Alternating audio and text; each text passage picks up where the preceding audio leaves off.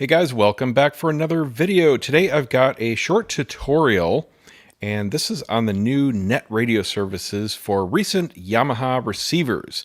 This is for devices past 2017 that received a recent firmware update in the past few months. This replaces the older net radio streaming service, VTuner, with one called Airable. Now, VTuner was pretty basic. It was fine. It worked and functioned perfectly well, and it had a nice web interface so you could easily find and make playlists. And a lot of people were kind of pissed off when the change went over, when everyone lost their playlist and you had to recreate them.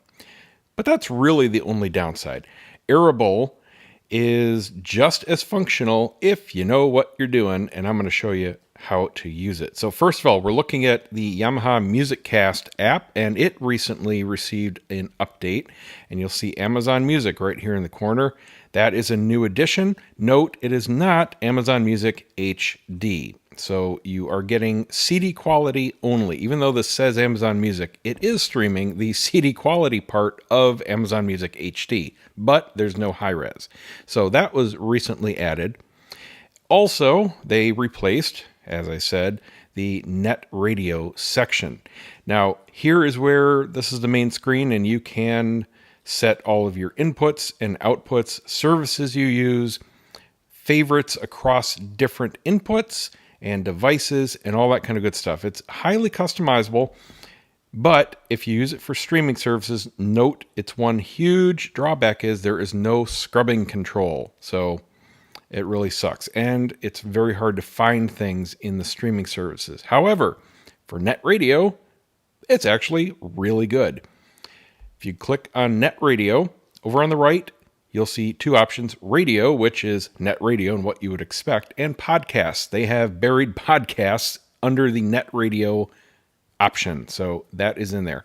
Both of which are pretty full featured. If you go under podcasts, again, it's pretty much like it's always been. If you're used to any modern podcasting software, even going back to iTunes, which, you know what, functioned really well back in the day when most of us used it. It works great. You have a regular search, and you can type in anything. You can, wrong button there. You can search for things. I meant to hit back, not the X habit. Now that's interesting. I'm in search. If I click, I see it. Back actually takes you to the other screen. So let's just try. Nope. Okay, so you just have to click off of it. It's a little awkward. They could use an interface designer, I'll tell you that. But everything you see works. You have a separate section here for favorites, just podcast favorites. You have a history, whatever you've been searching for. As you can tell, I don't listen to podcasts through the receiver. I use all of my Amazon home devices around the house. You have what's popular or trending. Curious as to what's showing up here. This is worldwide, as you can see. Interesting that these would show up as podcasts. I would swear some of those are net radio. Jazz Cafe, NPR Politics. Oh, okay, yep. Podcast. Oh, maybe Jazz Cafe. Best smooth jazz host. I don't know. Those sound like net radio to me. Interesting. And we can filter basically what exactly do we want to browse for. Works great. Net radio, very much the same thing. I'm calling radio net radio because I don't call radio on the net radio. Radio to me is terrestrial. So I wish they would have had a separate button for podcasts. That's neither here nor there.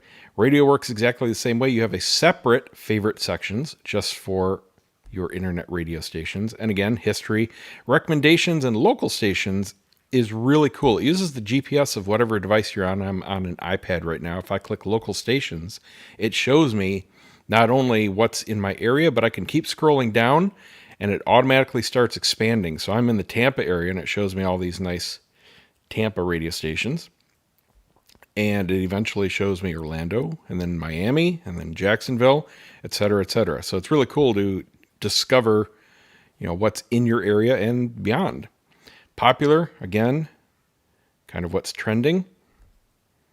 High quality is a little misnomer. I'm finding that most are streaming at 128, and I can't tell so far any of these under high quality are any different. They're all 44.1. So don't know what that's doing, but you know what? If you just want to discover stuff, it's quick and easy. New stations, things are just added, and there are tens of thousands of these out there.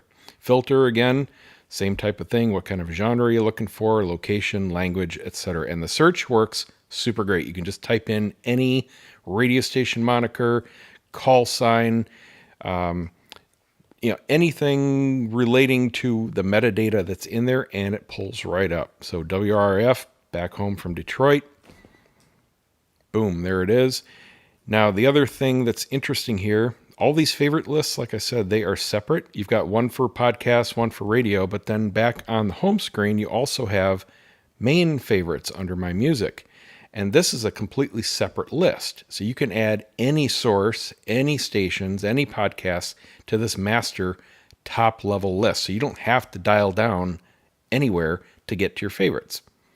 And it shows you all the information here.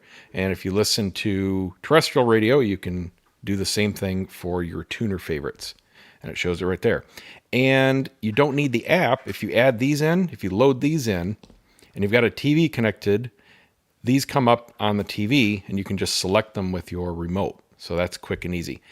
The TV interface and the native interface for the app sucks. You have to use MusicCast. For example, there's no search outside of MusicCast, so it really is the only way to use net radio. But the quality is excellent. Let's pull up one of my favorites here. It's fairly quick. It takes a few seconds to sync. It does pull directly from the receiver. One I actually said to him, who put you in charge of... And there we go. I'll admit I was a bit rude, and that's when he told me. You've got your volume adjustment. You've got all the main adjustments on the receiver itself. Now, the Yamaha receivers default per device for saving the settings. So, for example, when I'm listening to AirPlay, everything's off. Everything's pure direct, etc. This is the default for net radio. It's enabling the enhancer, which is for vocals, and it's in 9-channel stereo. And it sounds like I am in the middle of a bubble of sound right now. I have never actually used that before. It's actually really cool. This is the first time I've heard my 4 Atmos speakers going like this. It is really weird. It is completely surrounding me in sound. So anyway, I prefer straight, just my 2 towers. And boom, there we go. That's a lot better. By the way, if you have a really recent, current Yamaha receiver with surround AI, fantastic. It is really cool. It's not a surround bubble like the 9-channel stereo. It simply really is an artificial intelligence to use all of your speakers. So vocals sound very centered. Music uses the subs and the Atmos channels and the rears, seamlessly. It's really cool. But just for normal radio, this is all I use. So there you go. Hope that helps somebody. Check it out. It's free if your receiver is supporting it, 2017 and up. Do a firmware update. I know a lot of people don't even have the receiver connected to the internet. You can plug yours in Ethernet, or you can just connect it via Wi-Fi. Just use your Yamaha remote, pop up the TV, go into settings, connect to your Wi-Fi, and it'll automatically show you a firmware update is available. It takes about 20 minutes, and boom. I've had 3 updates already on this current generation 2085 since I got it. All of them have been flawless, simply adding stuff to what you get for free. That's it. Hope it helps somebody. See you next time.